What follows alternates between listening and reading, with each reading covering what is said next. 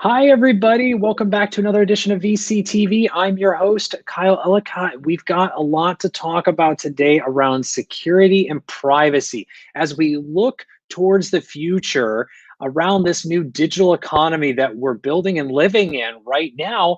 These two things are atop of our mind. How do we keep ourselves secure? How do we keep our businesses secure? And also, how do we think about, or how should we think about, privacy, both when it comes to us as consumers and the applications that we develop? So we brought together a few of the best and the brightest from around the world to share their thoughts and insight, along with on the ground perspective around these two topics. As again, we know they're very relevant to today's applications and products being built.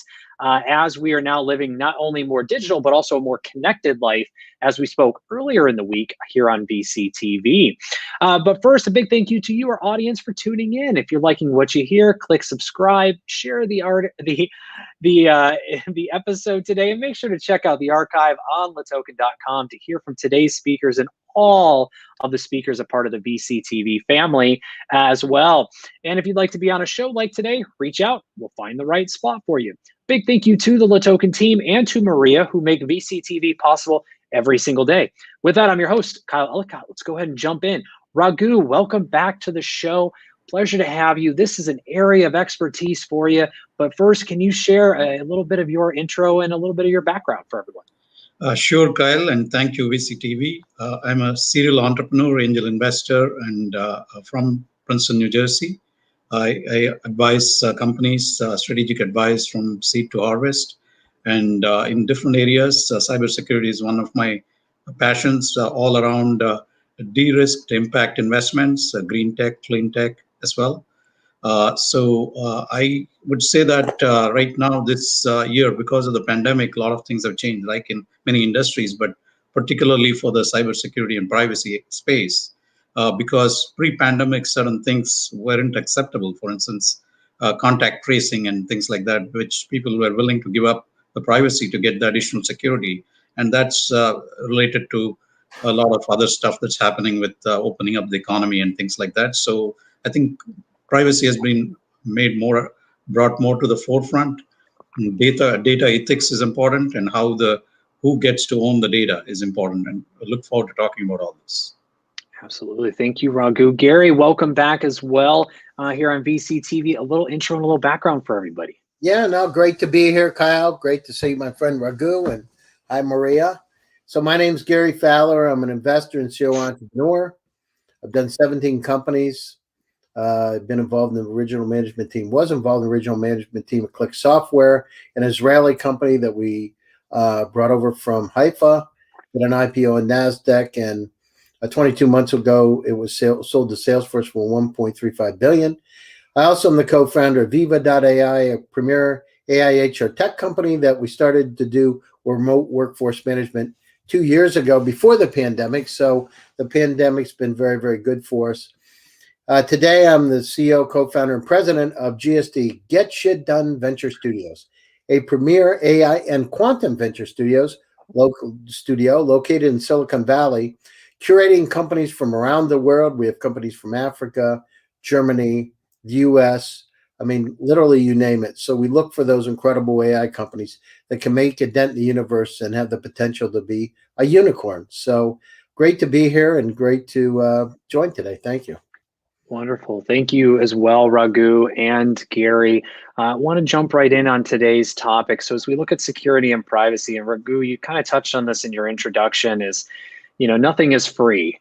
We usually give up something to get something. And when it comes to the digital products that we're using and some of those connected products, usually that's the case. Give us kind of a resetting of the table as to where we are right now when it comes to security and privacy here in 2021. From your perspective?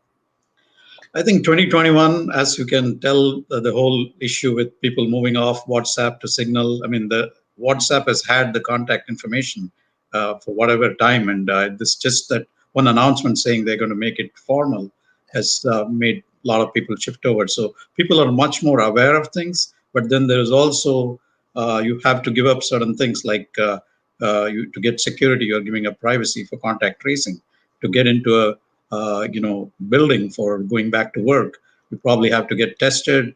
There's some of the personal information that's going in. So I think privacy is going to become a lot more important. Cybersecurity, just purely from a data perspective, is out there, but privacy is all about who owns the data and how can you actually, comply. The compliance, the punitive aspect of privacy is going to be much bigger. I think in Europe, GDPR is already pretty punitive. It's based on the top line of your company, not based on an incident or things like that.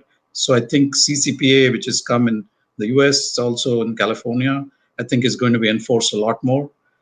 So I think the privacy aspect is going to come to the forefront. Security aspect is important, but as long as you have the guardrails, I think it's okay. So I see that through the whole stack. The other thing that's happened is a bunch of companies are finally kind of moving to the cloud, which were resisting the whole the cloud migration, and that while it adds to the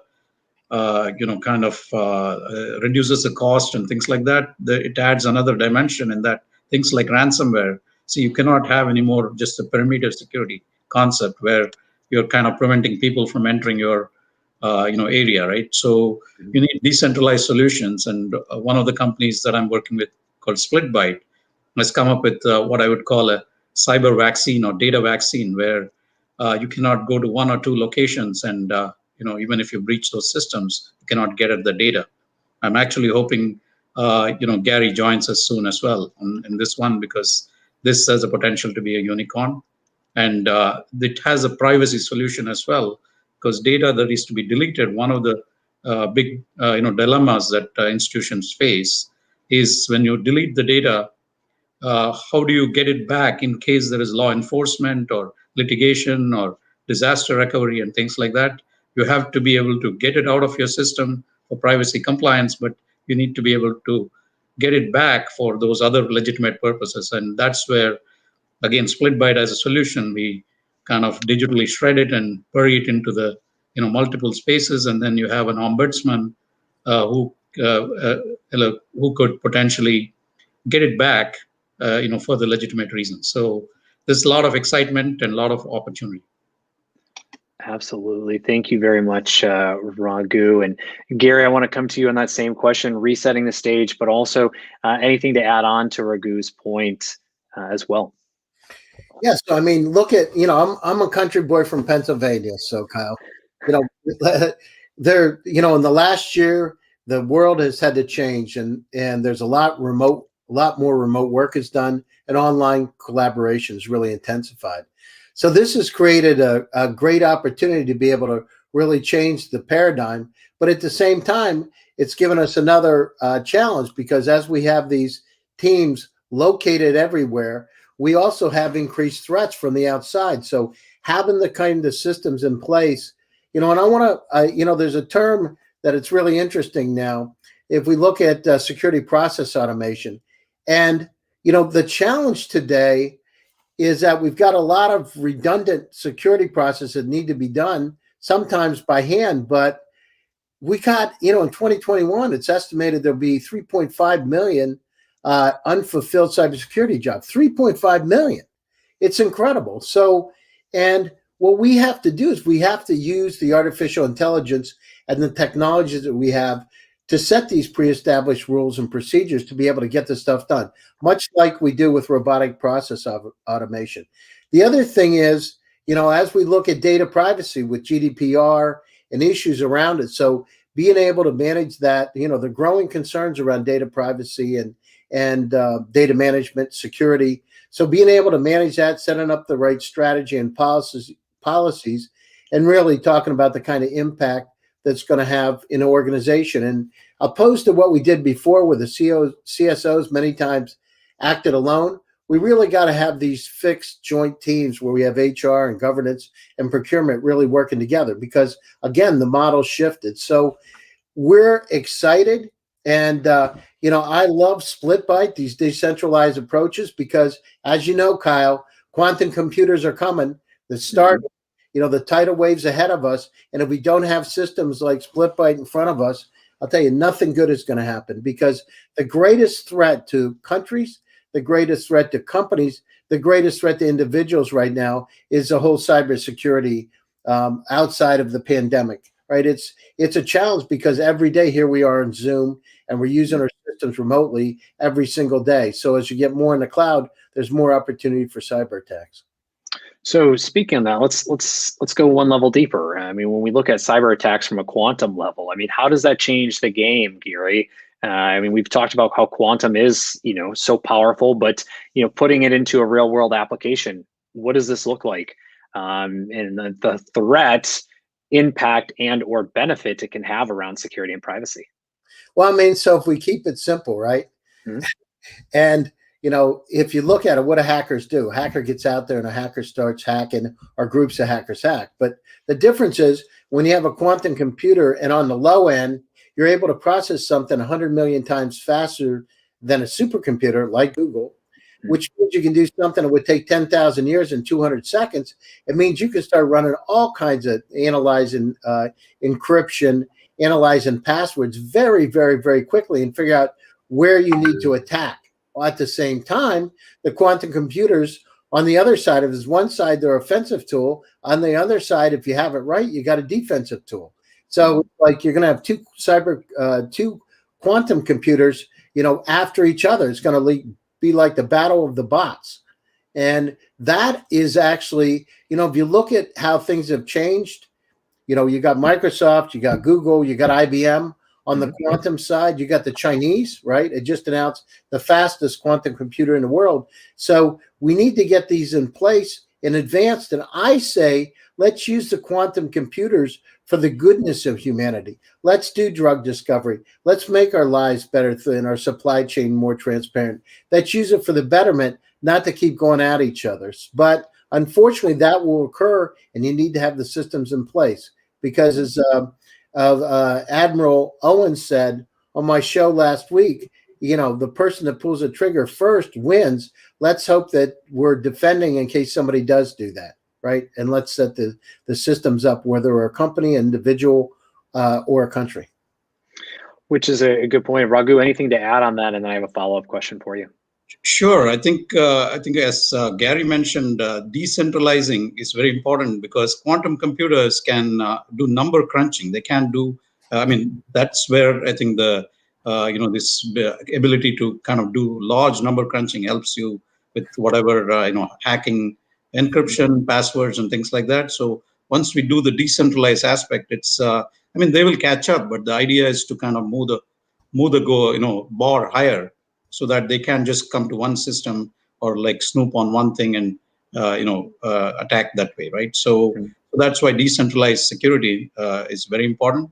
Something I think Gary said about RPA for cybersecurity gives me an idea. It's like robotic cybersecurity automation, which is basically very important. That's one of the companies that I'm working with has this deep network security vulnerability assessment and remediation tool. It's called Squirrel Compliancy. They essentially squirrel out your vulnerabilities. This is a traditional network vulnerability assessment, but most people are supposedly using it. They all have this, there are a lot of companies, Tenable, Rapid7, which do this, but they go only like 2-3 levels deep. And on top of that, they do it like once a quarter, like an audit, right? What we need is continuous monitoring, whether it's for cybersecurity or privacy. It's very, very important, because the attackers, especially with the kind of quantum computing type of power they have, they're not waiting like, when you're asleep at night or whatever. It's a global world. Every second, attacks are happening, ransomware. Just now, the 2 UK ISPs got hit by ransomware in a very large way. That could be related to our friend who got off the show in the last one, where there was a power failure and I think internet failure. So this is something happening pervasively. So we have to really, really look at how we can do continuous monitoring, and then raise the bar in terms of how attacks are done, even including insiders. And of course, the privacy aspect has to do with, can you control how you share your data, so that every time someone looks at your data, they have to come back to you in some way. So So where are the opportunities in that? I mean, where do we start building? Where should we start looking at investments when it comes to that monitoring? Because it sounds great, sounds wonderful. Someone wants to use my data, they're going to ask me for it. We all know here and also that are listening, that's not going to be the case. And so what are some of the technologies or what are some of the products that you're seeing out there that are going to help this? And maybe it's more of a mental, or excuse me, a mindset that we need to shift towards as individuals. But what do you see is the kind of next steps in this evolution of getting there? I'll give you an example, right? So for instance, India is far ahead because the privacy was not so much a concern initially, but actually it has helped because it's been able to leapfrog in terms of the technology, right? They have this thing called Aadhaar, which is a digital ID. Everybody has it, right? Whether it's a street vendor or the billionaire. So what happens is that, like now for vaccination, for instance, the whole supply chain, there's an application called CoWIN, which is being implemented by one of the companies I'm advising. And they are able to, once somebody is vaccinated, they track the vaccine all the way from the the manufacturer's warehouse all the way to where it's actually getting into somebody's arm. And then the fact they were vaccinated, it actually is put into what they call a DigiLocker. DigiLocker is where the Indian government is giving everybody to put digital IDs, and they are ensuring that your IDs are private. Of course, we may not all trust the government to keep our private stuff, but that's the model. But to give you some idea how that is helping and compare that to what is happening in the US, where there is no central tracking system. Every state is doing something, and they just went after the big names, the Deloittes and Microsofts, and you can see what is going on. And my friend just got vaccinated in California, MR, and he was telling me that after the vaccination, he got this little card which had a number, Moderna, some batch number or lot number. How is that going to be authenticated? You go to write a lot number. There's no way for them to verify anything. So that's what I'm talking about. See, some of these things, you have to give up something on your privacy, but there are ways to do it where you want to, wherever the data is created is where we have to put these in. Once the data is out, you cannot put any guardrails on it. So where the data is being created, so things that are private to you, whatever it is, your social security number and your health data, right at the time of being created, you have to be able to put like split byte. What it does is, right, you need to have one share with you. Without that share, nobody can get to the data. You could automatically release it for legitimate purposes, and you could release things that are not personal, which are for health trends and research and all that. So those kind of products haven't come there because the enabling technologies haven't really made it mainstream, and that's actually an area of passion for me. Well, this also brings up an interesting point, and then Gary, I'll ask you for a follow-up as well. But I mean, this brings up an interesting point. You look at the Internet of Things and wearable devices. I mean, we are technically generating data for those. So there's data we know, to your point, right? Our medical records, our medical history, but then that's day zero data. Day one data is what we start doing as UGC, user-generated content, right?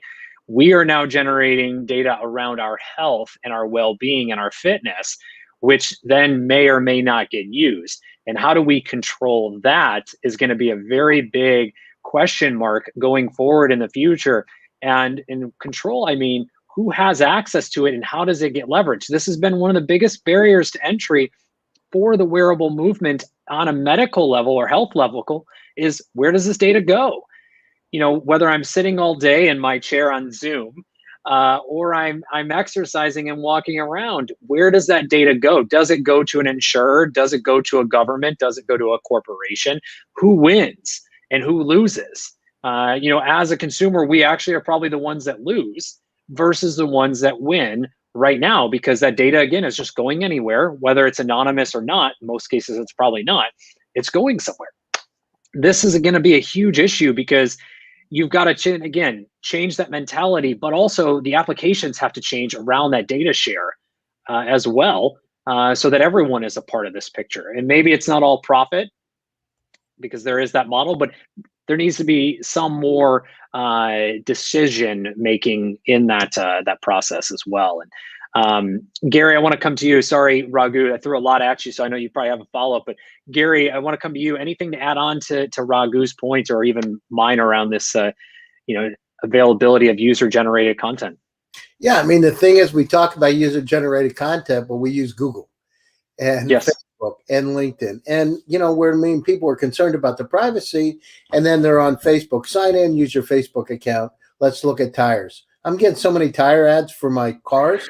It's crazy. And, so, on one side, we got to look at who owns that data, and can we tokenize the data? Can we come up with other methods for the data? And then what are we willing to give up, right? Okay, cybersecurity is important, but we're giving our data out. What are we willing to give up? Do we not want to use Google? Are we willing to pay $20 a month for it, or $50 a month to be able to use it to search everything? So these are the kind of questions we got to ask. But it's really funny, Kyle, when people talk about security. Oh, I don't want people to know about what I'm doing. At the same time, they got their pictures flying around on the internet through these data sources.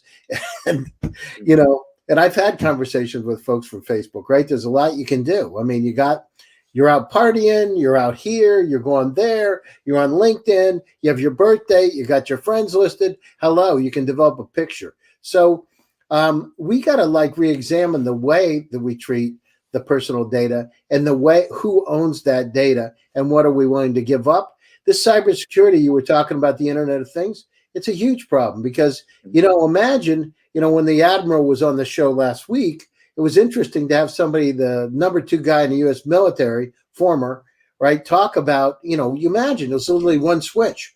Somebody comes in, they shut the grid off, they shut your house off, they shut your everything off, your car. I mean, it's a whole lot different than it used to be. So the water, everything. So we have to go down through and predict where those vulnerabilities are going to occur. We have to have these decentralized approaches, understanding that quantum computers are being developed in China, around the world, and it's going to happen. And by the way, there have been a lot of break-ins lately in utilities. What do you think's going on? Hello there. You know what I mean? Yeah. If you test something, where do you test it, right? So let's flip the script. I mean, we've painted a very dark picture, which is what needs to be said, because it's all very true. But now let's switch gears. As consumers, how do we protect ourselves? How do we look towards the future on protecting, or thinking about protecting, our data and our general privacy as a whole, with all of, again, we've just painted. We use these platforms like Google and others. We use social networks. We have ourselves everywhere. We're now living in a digital economy. So everything we do almost at this point is digitized in some way, shape, or form. How do we, again, as consumers, start to protect ourselves? Where does privacy really play a role? And Raghu, I'm going to throw it to you. I mean, whether you're seeing companies, whether you have ideas of technology, where should we be thinking about this? How should we be thinking about this? Yeah, I think to start with, we need to have better mechanism than passwords, to authenticate ourselves. So there are a lot of new technologies coming out there, QR code based, and we have, of course, biometric based things. But so that is one, but it's not enough to authenticate yourself. Again, this is the problem. You authenticate, and then once you go in, it doesn't authenticate again. So, like, suppose, my laptop, right? I leave it logged in. I go away somewhere. Someone else comes and they can do whatever as me. It's even worse, right? That becomes, because it comes in as an insider. So, the continuous authentication is another thing, and using things like behavioral biometrics, where it is not just one aspect, but they look at all the different kinds of things you do. If it is a phone, for instance, especially remote authentication with a mobile phone, how you hold it, what pressure you put when you type on the phone, and things like that. There's a lot of technologies around that. So authentication is one aspect. Second aspect is, how is the data itself secure, right? That is more of the data security protection. And we need to have the insurance, cyber insurance hasn't yet caught up in terms of how well you are actually securing the data, right? And the privacy is the third aspect, which has to do with whoever is generating the data, and the person who's generating the data may may not also own it, depending on what type of data it is, right? If it is stuff like things that are coming off your Apple iPhone or your Apple Watch or whatever, the health data. I mean, Apple already lets you share that without the personal identification, right? So that's okay, because as long as they don't identify you personally, it's okay to share the data for research purposes. The critical thing is, as long as it is anonymized, right? So the anonymization is very, very important. And in terms of healthcare data, there is HIPAA, which is nominally it's supposedly a very tough standard, but what usually happens is people just say that they're doing this, and it's not really kind of it's not outcome based. It's more kind of rules based, and that's not the way it should be. It should be outcome based. Is there people can say we are HIPAA compliant, but are they leaking private data? Right. You have to look at it from that perspective. I think that needs to be added into everything, because people are willing to share data if they know that they're actually sharing it. Many times they don't know that when you're, I mean, we kind of know when we use Google that, they're tracking everything you do, but it is not that obvious to people what is being shared, right? So I think it needs to be brought up more. You need to actually have a dashboard where, like, maybe instead of instantly things going off, you look at it and every time release it, kind of like on Facebook, if somebody refers to tags me, I get to decide, whether it should be opened up or not, right? So some things are there, but they're only giving you, it's like an iceberg, right? What you can tweak and what you cannot tweak is like, it's like not even 20%, 80%. It's like 2% and 98%. So that's where things have to change. And there's also an incentive model that can be tied to that as well. We've seen this, we've heard discussions of this, we just need to have it. A dashboard's a good example, but Gary's talked about this as well. I mean, we're already inundated with information already. Throwing yet another thing in our lives could be detrimental. But Gary, anything else to add on what we can do as consumers, focusing around our privacy as we live, and we'll continue to live more so on this digital economy? I mean, like simple things, change your passwords. Mm-hmm. And people use the same password many times in different locations, and change your password. 1.5 billion users of Gmail. Mm-hmm. So, we talk about data privacy. You're sending pictures, you're sending audio clips, all kinds of things through it. And we're worried about it. It's amazing to me, actually. We got Facebook. Oh, I don't know. I don't want my privacy. But then we're putting pictures. We're at a party, Mm-hmm. And so it's, some of the basics, two-step authentication on the basic side. The other thing is, you got to use a lot of common sense. There's a lot of phishing schemes out there, a lot of them. And I don't know about you guys, but I'm getting the stuff every day, all kinds of different ways. And the situation is, I got to be vigilant and the other thing, we're inundated with information. I think, Kyle, what's going to happen, and I predict, and, in fact, I want to develop some technology around it, an actual intelligent security assistant that actually is continually monitoring you all the time. And I mean intelligent, like Morpheus kind of assistant that actually is your guardian angel that's watching out for you wherever you are, giving you tips and helping you course correct so you don't have those problems. And that technology is close to being able to be developed now. I don't know anybody that's doing it, but I'm real interested because it's close to some of the things that we've developed before. And imagine that kind of technology. So, danger, Will Robinson. Well, Spidey sense. I mean, this is, to throw it back to entertainment. I mean, this is what Jarvis had a role in the Iron Man and movies as well. And it's a good example for many out there to just grasp the concept, because this is something many of us have looked at. We saw this in many movies around entertainment, and generally entertainment shows us science fiction before it comes science fact. As we know with science fiction in general as well. So Gary, I'm loving that you're excited about this as well. And that's I do hope. We did Eve as a smart assistant, right? So we're going through email files and folders and all that and development to be able to help folks. And we need it because we're inundated with data. We don't have time. I don't know about you, but I'm getting hundreds of emails every day. I mean, and it's that, another 2 years, when we're at that point, remember I said 10 million items within your personal file, your personal cloud within 5 years. It's happening very, very quickly. So we're to the point we can't even look at the email. If somebody's got a familiar name on there, you click it and you hope it's not a phishing scheme, right? Mm-hmm. And you hope, because you never know.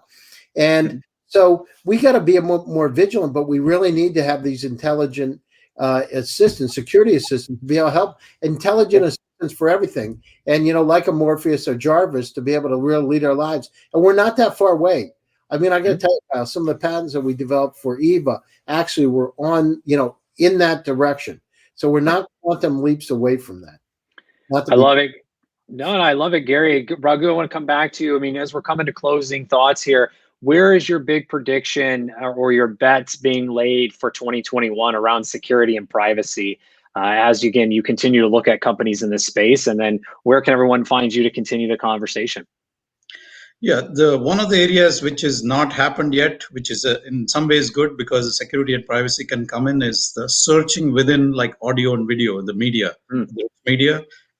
Right now, like images, like they can tag your facial recognition and all that. It hasn't yet gone into videos and audios, things like that. Speech recognition again is there. So I think the privacy aspect there also is very important, and because AR and VR are going to come back this year, experiential aspects and the identity there again. Public events are one thing, but with all this stuff like at home, right? We are using voice activated like Alexa and things, and we really don't know, whether if you have Alexa on, is it going somewhere, or is it just? Well, I mean, they say that they have people, Raghu. I've heard this. I know. So there's a lot of different smart home kind of things, and it's all great for convenience, but we have to really have a much more rigorous way for us to share things. As long as I think something like what Apple does, I hope it's audited what they say they do. For instance, with Apple Watch, right? Everything, all your health data, you can choose to share it, but only in an anonymized way, right?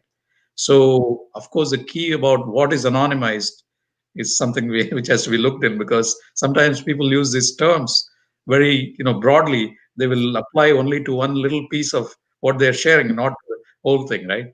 So there is like a lot of granularity, and the devil is in the details.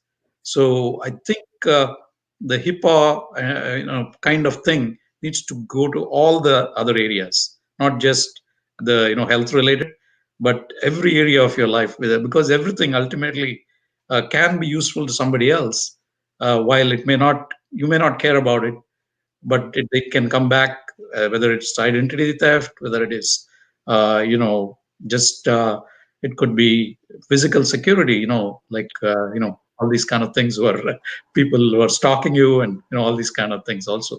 So which is becoming very, very easy to do now on the internet, right? Because once they break into your social network, pretty much they can see everything. And now business and personal relationships have come together. Gary and I are on Facebook. I used to keep Facebook and LinkedIn separate, but I just gave up sometime last year. So. Right. So absolutely great. Where can everyone find you, Raghu? We're coming up to time, so I want to make sure you get that shout out. Where can everyone find you online? Best place to connect with you. Best way to reach me is on LinkedIn at Raghu S. Rao, and look forward to discussing more discussions, because this is an area that's very, very important. So. Very, very, and will continue to be over the next decade and forevermore at this point, as well as Gary pointed out, with quantum coming sooner than later. Gary, closing thoughts. Again, where's that bet that you want to place and that others should be thinking about in 2021, and where can you be found online? Decentralized system that can thwart quantum attacks. Build those before it's too late, because it's happened very quickly. I mean, look at where these intrusions have taken place just in the last couple of weeks, and there's a reason. They're not arbitrary. Right. So they need to happen now. So you can reach me, Gary Fowler, on LinkedIn. You can reach me on Twitter. And of course, watch my show, GSD Presents. Great being here, Kyle. Thank you. Wonderful, Gary. Thank you, Gary. Raghu, really appreciate your thoughts and insights around security and privacy. today here in 2021 and what it means for both enterprise and consumers. So a lot more, as Raghu mentioned, to continue on this conversation, and we'll be continuing to speak about it here on VCTV in all of our discussions, as again, it does play a role in everything that we do. And thank you again so much to our audience for tuning in today. If you like what you heard, click subscribe, share, check out the archive on latoken.com to hear more from Raghu, Gary, and all of our speakers who are a part of the VCTV family from around the world. And if you'd like to be on a show like today's, either as an investor or as an entrepreneur, reach out to the team and or myself. We'll find the right spot for you. Speaking of team, a big thank you to the LaToken team and to Maria for making VCTV possible every single day. With that, I'm your host, Kyle Ellicott. You can find me everywhere online at Kyle Ellicott, along with on all social media platforms, as Raghu and Gary mentioned as well. Please reach out. We'd love to hear from you. Add context when you do, where you saw us, where you heard us, and where you would like to continue the conversation as well. With that, we'll be back here tomorrow with more VCTV. Until then, everyone have a great day. Bye.